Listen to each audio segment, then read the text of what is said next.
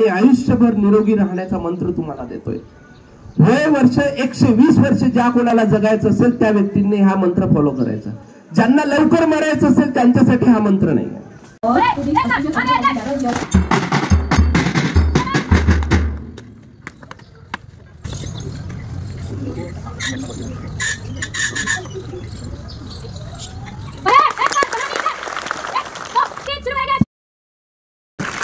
आज 77व्या स्वातंत्र्य दिनानिमित्त आपण इथे सगळेजण जमलेलो आहोत।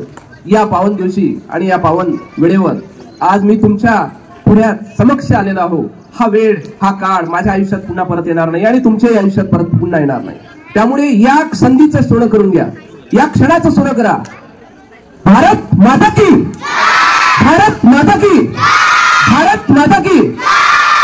विद्यार्थ्यांनो, गोष्ट की आपण दिवसेंदिवस बघतोय की मुलांच्या वेगवेगळ्या समस्या वाढत चालल्या आहेत, आई वडिलांच्याही समस्या आहेत। आज सगळ्यात महत्त्वाची गोष्ट, आई वडिलांना माझी एक रिक्वेस्ट राहील, जेवणाचे टायमिंग सांगतो, त्या टायमिंग मध्ये तुमच्या विद्यार्थ्यांना स्वतः पण जेवण करत जा। तर सकाळी जेव्हा आपण पलंगावरून पाय खाली ठेवतो, ठेवल्या कमीत कमी 100 ग्रॅम अन्न स्वतःही खायला पाहिजे, आपल्या मुलांना पण द्यायला पाहिजे। आज मी इथे बघत होतो की जवळपास 2 ते 4 विद्यार्थी चक्कर येऊन पडले, तर त्यांना मुठभर अन्न खाऊ घालून पाठवा। त्याच्यानंतर सकाळी 10:30 ते 11:30च्या दरम्यान 1.25 लिटर ऍसिड आपल्या पोटामध्ये सिक्रेट होते। ते ऍसिडला पचवण्यासाठी 400 ग्रॅम अन्नाची आवश्यकता असते। तर 400 ग्रॅम अन्न जर तिथं टाकलं तर ऑटोमॅटिकली त्या ऍसिडला काम मिळतं। त्याच्यानंतर दुपारी 4 वाजता 1.25 मिलीग्रॅम पुन्हा ऍसिड सिक्रेट होतो। तिथे चहा न पिता कमीत कमी जर एखादं फळ खाल्लं, एखादा नाश्ता केला तरी चालतं।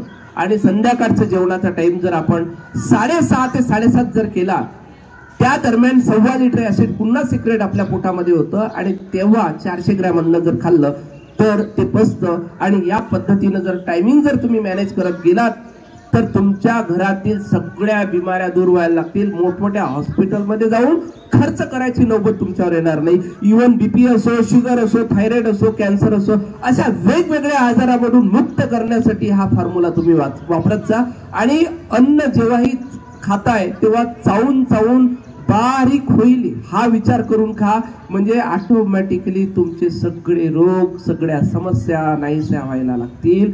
आणि आरो प्रोसिजरचं जे पाणी असतं त्याला शक्यतोवर टाळत चला। नळाचं बोरचं पाणी पीत चला, ते तुमच्या हिताचं असतं। कारण जर तुम्ही आरो प्रोसिजरचं पाणी जर एखाद्या झाडाला टाकून बघितलं किंवा त्याच्यामध्ये मासोळी जर टाकून बघितली तर मासोळी सुद्धा मरते। जिस मछली का जीवन पानी है, अगर वही मछली पानी में अगर मर जाती है तो वो पानी किस काम का। तसंच आपल्या शरीरात जेव्हा ते पाणी जातं तर शरीरातील आपले जे गुड न्यूट्रिशन्स असतात, गुड बॅक्टेरिया असतात, त्यांना खतम करून टाकतं आणि आपण रोगग्रस्त व्हायला लागतो। हळूहळू रोगाची शृंखला सुरू होते, ऍसिडिटी पासून तर कॅन्सर पर्यंतची हे ट्रेन चालू होऊन जाते। आपल्या आयुष्यात जर अशा पद्धतीची ट्रेन जर रोखायची असेल तर हा नियम फॉलो करा आणि आपलं आयुष्य सुखर आणि समृद्ध करा। मुलांना चहा पाजू नका। चहामध्ये फेरेटिन नावाचं एक तत्व असतं, त्यामध्ये F++++ 3 प्लस असतात आणि आपल्या शरीरामध्ये जे फेरेटिन असतं त्यातलं तत्व असतं F+ आणि प्लस 2 असतात। हे 3 जे चहापत्तीतले तत्व असतात ते काय करतात, तुमच्या शरीरातले 1+ हिसकावून घेतात। ऑटोमॅटिकली तुमचं शरीर काय होतं, एक फ्री रॅडिकल निर्माण करतो, तुमचं हिमोग्लोबिन कधीच वाढणार नाही। मुलांचं किंवा मोठ्या व्यक्तींचं हिमोग्लोबिन जर वाढवायचं असेल तर त्यांचा चहा टोटल बंद करा। साखर तर घरातून पूर्णतः बंद झालीच पाहिजे मित्रांनो, कारण साखरेमुळे वेगवेगळे आजार होतात। महत्वाची आणखी एक गोष्ट, कोलगेट नावाचा जो काही प्रकार, ज्या विद्यार्थ्यांनी कोलगेट बघितला, ज्या आई वडिलांनी कोलगेट बघितलाय त्यांचे दात सुपडा साफ झालेले आहेत। जर आपले दात वाचवायचे असतील तर मंजननी दातून करत चला।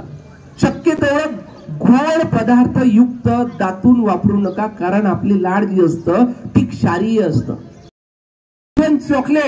चॉकलेट मध्ये एक गोष्ट सांगतोय, बरी जे किती मुलं असे आहेत की खातात, हात वरती करा, कॅडे मुलं हात वरती करा, यस खूप जण आहेत। इकडे पालक वर्ग किती खातात, आता सायन्स सांगतो तुम्हाला, बघा हे खूप महत्वाचं आहे। मुलांना दमा अस्थमाचा विकार का निर्माण होतो याच्या मागचं कारण सांगतोय. जेव्हा कोको बीन्स जे असतात, कोको बीन्स एका हायब्रिड मांजरीला खाऊ घातल्या जातात. कोणाला? मांजरीला खाऊ घातल्या जातात. आणि मांजरीने खाल्ल्यानंतर मांजर काय करते? संडास करते. काय करते? संडास. आणि संडास केल्यानंतर त्या संडास मधल्या ज्या बिया असतात कोको बीन्सच्या, त्याला पुन्हा धुतल्या जातं. आणि धुतल्यानंतर पुन्हा एका टाक्यात टाकल्या जातं. टाक्यात टाकल्यानंतर त्या ठिकाणी एवढे सारे कॉक्रोच त्याच्यामध्ये येऊन पडतात. आणि कॉक्रोच येऊन पडल्यानंतर ते कॉक्रोच एवढे बारीक बारीक असतात. आता माझ्या हातातला हा जर माईक जरी खोलून बघितला, याच्यामध्ये सुद्धा कॉक्रोच दिसतोय. तुम्हाला दिसतो का नाही दिसत? दिसतो ना. तर ते कॉक्रोच एवढे बारीक असतात, सूक्ष्म असतात, त्याच्यामध्ये दिसतात. आणि त्याच्यानंतर जेव्हा त्या सडलेल्या बिया पुन्हा काढल्या जातात, त्याचं क्रश केले जाते. कमीत कमी 100 ग्रॅमच्या मध्ये 10 ग्रॅम, किती ग्रॅम? 10 ग्रॅम कॉक्रोच आपण आपल्या मुलांना देत आहोत, एवढं लक्षात ठेवा. सातत्याने 25 दिवस जर 100 ग्रॅमचं बाईट जर तुम्ही तुमच्या मुलांना खाऊ घातलं, तर 26व्या दिवशी तुमच्या मुलाला दमा अस्थमा झाल्याशिवाय राहणार नाही मित्रांनो. तर आपल्या मुलांना खरंच ते मांजरीने संडास केलेल्या शी मधून निघालेलं कोको बीन्स आणि त्याच्यानंतर ते टाक्यात टाकून सडलेलं प्लस त्याच्यात कॉक्रोच आलेलं असं खाऊ घालणं कितपत योग्य वाटते? विचार करा. जर याच ठिकाणी समजा एका मनुष्याने त्या कोको बीन्स खाल्ल्या असत्या आणि तो व्यक्ती संडास केली असती त्यांनी, आणि ते संडास केलेलं धुतलं असतं आणि ते तुमच्या मुलांना खाऊ घातलं असतं, कसं वाटलं असतं तुम्हाला? तर आजपासून तिला बाजूला करा. मग तुमचा प्रश्न राहील की माझ्या मुलांना, माझ्या मुलींना द्यायचं काय? तर आपल्या ज्याकडे पहिलेच्या काळात आपल्यामध्ये एक शुगर बाईट यायची, जसं खोबऱ्याची गोळी, आंब्याची सारखी गोळी, अशा पद्धतीच्या ज्या सॉलिड असतात, साखरेच्या फॉर्म मध्ये असतात, अशा पद्धतीच्या गोळ्या द्या. तर पिझ्झा, बर्गर हे एवढं खतरनाक असतं. एक किस्सा सांगतोय तुम्हाला, अमरावतीचा किस्सा. एका पोराच्या पोटामध्ये जवळपास 1.5 किलो नूडल्स निघालेत. का? त्याच्या पोटात ते पसलेच नाही, अक्षरशः ऑपरेशन करून काढावं लागलं. म्हणून मुलांना मैदायुक्त जे नूडल्स आहेत ते खाऊ घालू नका. खाऊ घालायचेच आहे तर घरामध्ये शेवड्या करा, त्याला उकडून द्या. विद्यार्थ्यांना आम्ही लहान असताना आमची आई पण आम्हाला शेवड्या करून द्यायच्या, उकडफिंडी करून द्यायच्या. असे काही पदार्थ देत चला. फास्ट फूड तर मुलांना देऊ नका. अहो तुम्हाला काय सांगतो, एक किस्सा सांगतोय तुम्हाला, की एका हॉटेलमध्ये गेलो होतो आणि एका हॉटेलमध्ये गेल्यानंतर त्यानं मला रस्सा दिला. रस्त्यात पाहिलं तर त्यात काळा काळा काहीतरी दिसलं होतं. त्याला विचारलं हे काळा काय? काही नाही म्हणे, मसाल्याच्या दांड्या असतील म्हणे. काय म्हणे? मसाल्याच्या दांड्या असतील म्हणे. काही नाही. थोड्या वेळाने पाहतो तर एक पुन्हा कॉक्रोचचा पूर्ण अर्धा भाग दिसला. हे काय म्हटलं? हे कॉक्रोच. म्हणजे त्या मसाल्यामध्ये काय कापून टाकतील हे तुम्हाला सांगता येत नाही. म्हणून आपल्या मुलांना काय द्यायचं हे ठरवायचं. एक महिला अशी होती की तिच्या पोटामध्ये बराचसा म्हणजे केसांचा गुच्छा सापडला होता. का? ती काय करायची, शेजारचं जे दुकान होतं त्याच्याच शेजारी कटिंगवाल्याचं दुकान होतं. कटिंगवाल्याचे जे केस राहायचे बारीक बारीक उडून त्या अन्नात पडायचे आणि ती काय करायची, रोज तिथं येऊन समोसा, कचोरी, समोसा खायची आणि ते बारीक बारीक बारीक बारीक केस जमा होता होता जवळपास पावभर केस तिच्या पोटात निघाले. म्हणजे जो भंगार विक्रेता होता ना त्याला सुद्धा कमाई मिळाली, पण तिचं पोट कापावं लागलं. कितीतरी त्रास तिला झाला. म्हणजे अक्षरशः अन्न सुद्धा पचत नव्हतं त्या महिलेला. मुलांमध्ये ह्या समस्या आहेत, त्याला आपल्याला रोखावं लागेल, थांबवावं लागेल आणि आपल्या मुलांना चांगला जागरूक नागरिक बनवावं लागेल. कारण आज आपण त्यांच्यामध्ये जर ही जागृती केली तर निश्चितच आपण भावी पिढी चांगली घडवू शकतो. मुलांना टिफिन पाठवायचा असेल तर त्यांनी प्लास्टिकचा डब्बा न देता त्यांना स्टीलचा डब्बा द्यावा. प्लास्टिकच्या बॉटलमध्ये पाणी न देता त्यांना स्टीलच्या बॉटलमध्ये पाणी द्यावं. का द्यावं हे महत्वाचं. आपण बघतोय की अशा बऱ्याचशा गोष्टी बघतोय की ज्या गोष्टीमुळे विद्यार्थ्यांचं वय, मॅच्युरिटी एज जे कमी झालेलं आहे. पहिल्याची जी मुलगी होती तिला मॅच्युरिटी केव्हा यायची? 14, 15, 16 मध्ये यायची. आज आपण बघतोय की 8, 9, 10 वर्षात येते. तुम्हाला काय वाटतंय की ही मॅच्युरिटी येण्याचं प्रमाण टीव्ही पाहण्यामुळे झालंय? नाही. तुम्हाला काय वाटतंय काही खेळल्यामुळे? नाही. पण आपण दिलेल्या चुकीच्या गोष्टींमुळे मुलांमध्ये हे अकाली मॅच्युरिटी येत आहे, कमी वयात येत आहे. मग याचाच परिणाम काय होत आहे? याचाच परिणाम होत आहे की वयाच्या 30-35 मध्ये त्यांचे मेन्सेस वगैरे थांबत आहे. तर जर आपल्याला त्यांचं वय जर वाढवायचं असेल मुलांचं, तर लहानपणापासून एकच गोष्ट लक्षात ठेवायची. आपण म्हणजे माझे पालक बंधू जे आहेत इथे, यांचा जेव्हा जन्म झाला होता किंवा माझा जेव्हा जन्म झाला होता, तेव्हा माझ्या आईने कुठल्याच प्लास्टिकच्या बॉटल मधून दूध पाजलं नव्हतं. लक्षात घ्या काय म्हणतो तर, येणाऱ्या पिढीला तुम्हाला वाचवायचं आहे, येणाऱ्या लोकांना तुम्हाला वाचवायचं आहे. आई वडील इथं जेवढे काही आई वडील मला बघतायत, जर इथे 500 लोक असतील तर हा मेसेज कमीत कमी 5 लाख लोकांपर्यंत गेला पाहिजे, हा विचार तुम्ही करा. कारण यामुळे बऱ्याचशा समस्या निर्माण होत आहेत.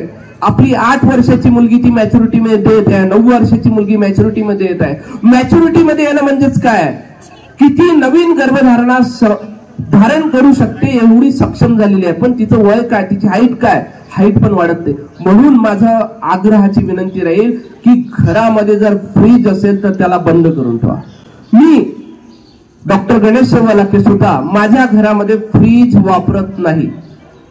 माझ्या घरामध्ये मी फ्रीज वापरत नाही, थंडगार पाणी पित नाही, प्लास्टिकच्या बॉटल मधलं सुद्धा पाणी पित नाही, इव्हन प्लास्टिकच्या कपातला चहा सुद्धा पित नाही. जर आपल्याला भावी पिढीला वाचवायचं असेल तर मुलांना प्लास्टिकच्या बाउलमध्ये थंडगार श्रीखंड सुद्धा देऊ नका.